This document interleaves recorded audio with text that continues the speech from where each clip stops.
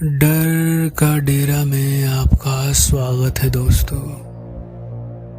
आज सुनते हैं एक ऐसी कहानी जो दिल को दहला दे।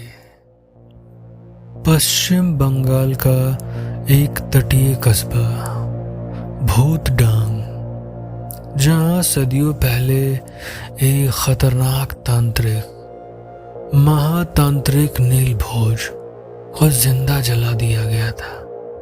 लेकिन वो मरा नहीं, बस बांधा गया था एक ताबीज में।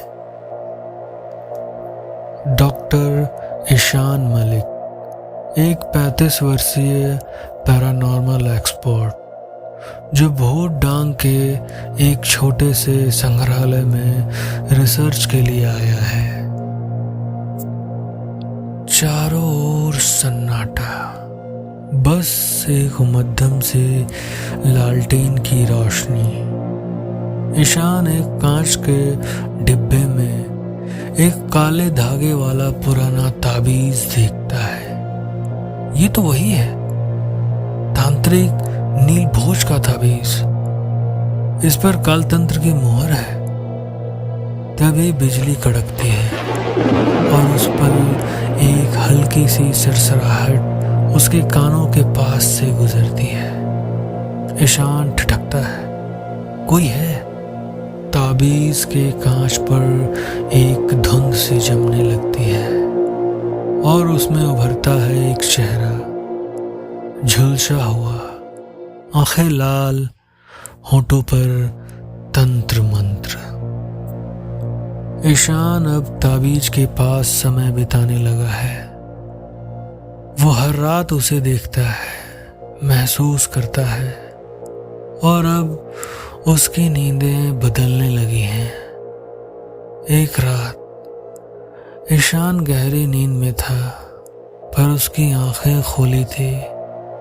वो बिस्तर पर बैठा था, पर जैसे किसी अदृश्य ताकत के वश में हो। उसके होंठ खुद ब खुद बोल रहे थे, ओम क्लीं भैरवी नीलकंठाय नमः, ओम काल भैरवाय अग्निहोत्राय स्वाहा। उसका कमरा धीरे धीरे धुएं से भर गया। आईने में दिखाई दिया एक दूसरा ईशान जो मुस्कुरा रहा था, लेकिन उसकी आंखें काली और खोखली थी। तभी दीवार पर लिखा एक शब्द, तंत्र जागेगा, खुद ब खुद उभर आता है। सुबह होते ही माहौल कुछ अजीब था।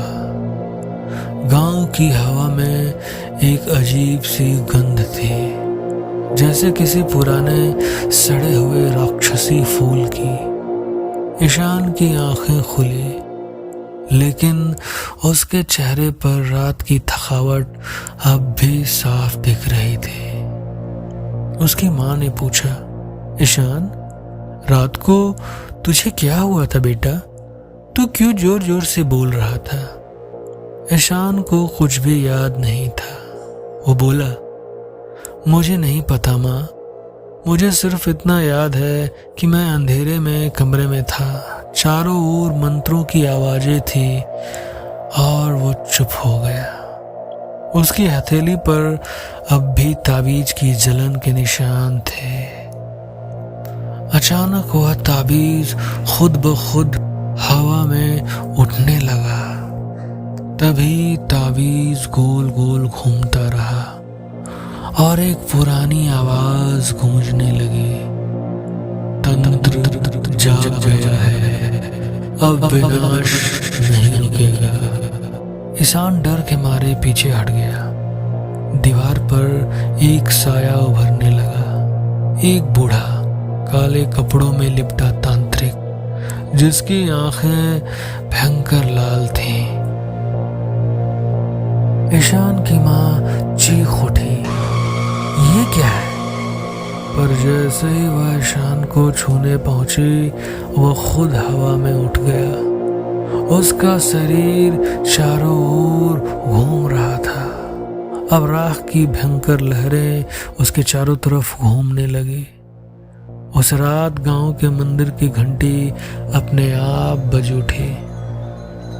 ईशान जमीन पर गिर चुका था। उसकी माँ बेहोश हो चुकी थी।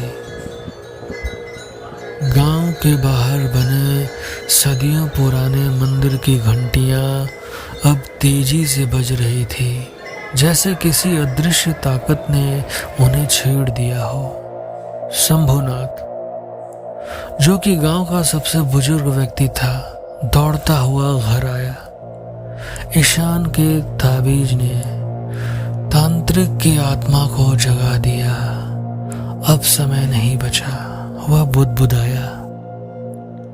शंभुनाथ ने बताया कि 200 साल पहले इस गांव में एक भयंकर तांत्रिक आया था, भैरवनाथ।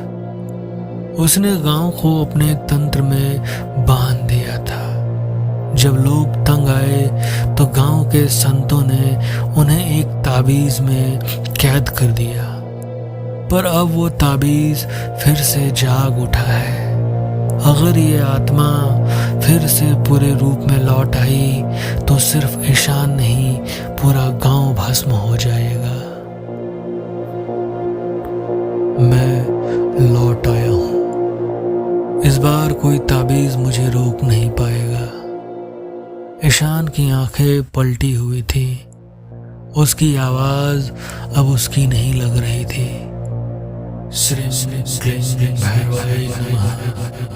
मंत्रों की गूंज पूरे गांव में फैलने लगी।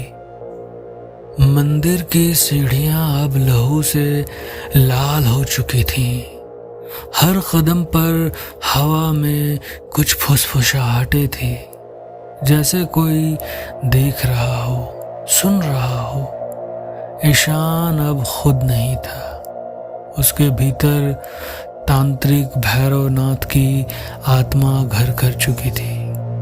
उसके होंठ हिल रहे थे, पर आवाज किसी बूढ़े और घमंडी तांत्रिक की थी।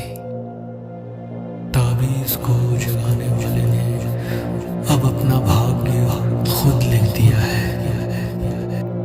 जैसे ही भैरवनाथ की आत्मा ने मंदिर की देहरी पार की, गांव की हर दिशा से अजीब अजीब आवाजें आने लगी। कोई अपने ही छायाओं से बात कर रहा था। किसी की घर की दीवारें खुद ब खुद हिलने लगी और कुएं से काले धुएं के गुब्बार उठने लगे। गांव अब एक श्राप बन गया था। शंभुनाथ ने बताया, भैरवनाथ को केवल एक ही चीज से रोका जा सकता है, उसका उल्टा मंत्र और उसका ही आत्मा दूसरा आधा हिस्सा, जिसे उसके ताबीज में बंद किया गया था। लेकिन वो हिस्सा कहाँ है? वो हिस्सा कभी इस गांव की एक औरत को दे दिया गया था, जो अब शायद जीवित नहीं है। रात के 1:30 बज चुके थे। मंदिर से भागने के बाद ईशान और शंभुनाथ एक सूखी नदी के किनारे पहुंचे, जहां कभी एक देवी का स्थान हुआ करता था। शंभुनाथ ने बताया, यही वो जगह है जहां भैरवनाथ की तांत्रिक शक्तियों को बांधने वाला दूसरा ताबीज छुपाया गया था। पर आज वो जगह एक प्रेत बाधित देवी स्थान में बदल चुकी थी। देवी की टूटी हुई मूर्ति के पास एक औरत बैठी थी। उसके शरीर पर झुलसी हुई साड़ी, चेहरे पर डर की शाही और हाथ में जला हुआ लाल ताबीज था। शंभुनाथ रुके।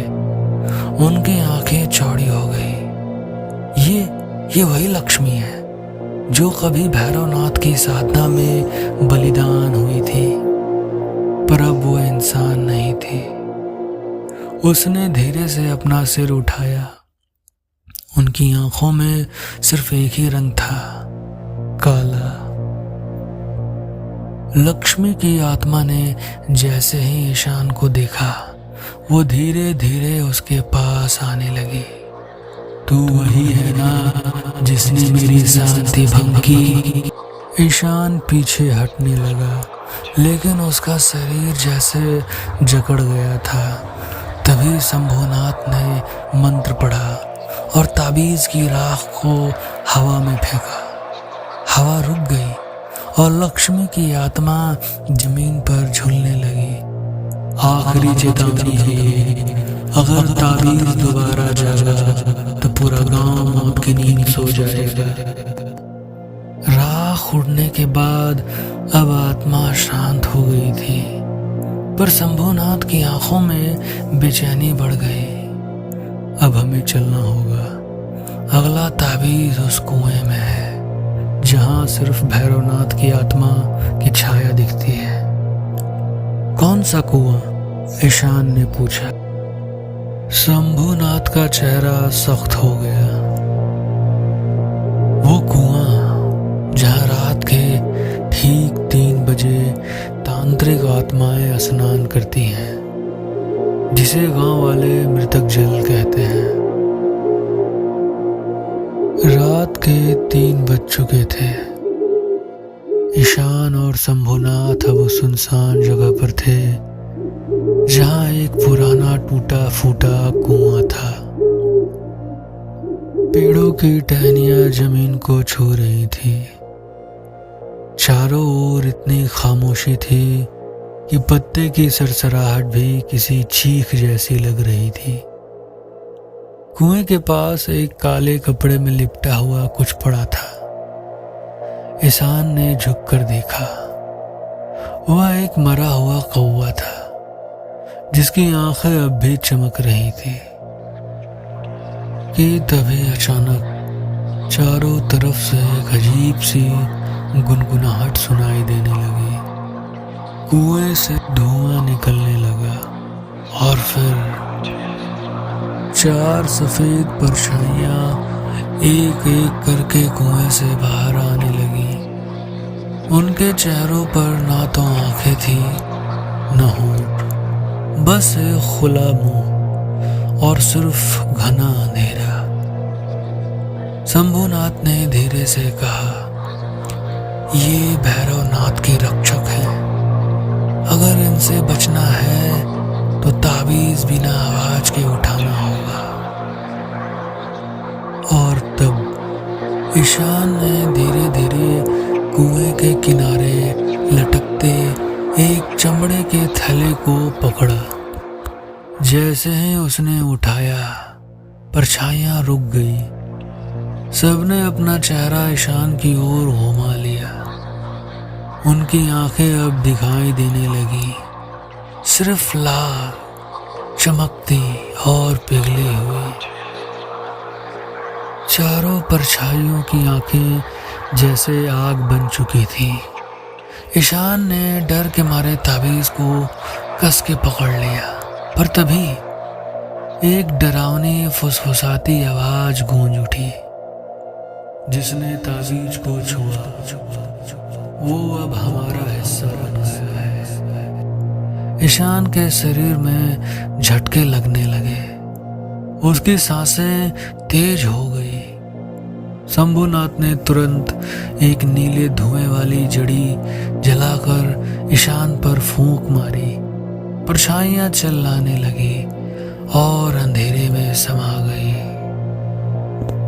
शंभुनाथ ने थैला खोला।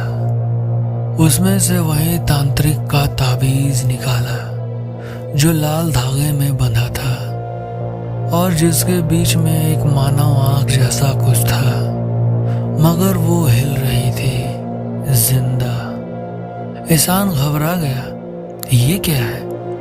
शंभुनाथ बोले, यह कोई ताबीज नहीं, यह तांत्रिक भैरवनाथ की एक जिंदा आत्मा है। हर ताबीज एक आत्मा है, और जब ये 5 ताबीज एक साथ आ जाते हैं तो तांत्रिक फिर से जन्म ले सकता है। ईशान पीछे हटने लगा। तभी शंभुनाथ की आंखें बदल गई। अब वो सामान्य नहीं दिख रहे थे। मैंने तुमसे कहा था ना, यह मेरी लड़ाई है, तुम सिर्फ माध्यम हो। ईशान चौंका। तो तुम शंभुनाथ नहीं हो? शंभुनाथ की आवाज गूंजने लगी। मैं वही हूं जो वापस आना चाहता है। उनकी त्वचा जलने लगी, आंखें काली हो गईं और उनके माथे पर तांत्रिक चिन्ह उभर आया। तांत्रिक भैरवनाथ अब शंभुनाथ के शरीर में पूरी तरह समा चुका था। ईशान को अब ना कोई मंत्र आता था, ना कोई रक्षा, पर उसने याद किया, पिछली आत्मा उसे एक चीज सिखाई थी। तांत्रिक आत्मा को उसकी ही ऊर्जा से हराया जा सकता है। उसने 5 ताबीज को एक जगह पर और वह गुंजन करने लगी। तांत्रिक चिल्लाया, नहीं, ऐसा मत कर, ये सब कुछ तबाह कर देगा। पर बहुत देर हो चुकी थी। ताबीज की ऊर्जा एक गोल चक्र में घूमने लगी और एक जबरदस्त विस्फोट के साथ सारी काली ऊर्जा राख में बदल गई। सुबह हो चुकी थी। ईशान अकेला खेत में बीच में पड़ा था। 5 ताबीज अब जलकर राख हो चुके थे। वो उठकर चलने लगा, लेकिन उसके कानों में एक आखिरी फुसफुसाहट गूंजी। हर अंत एक नई शुरुआत है।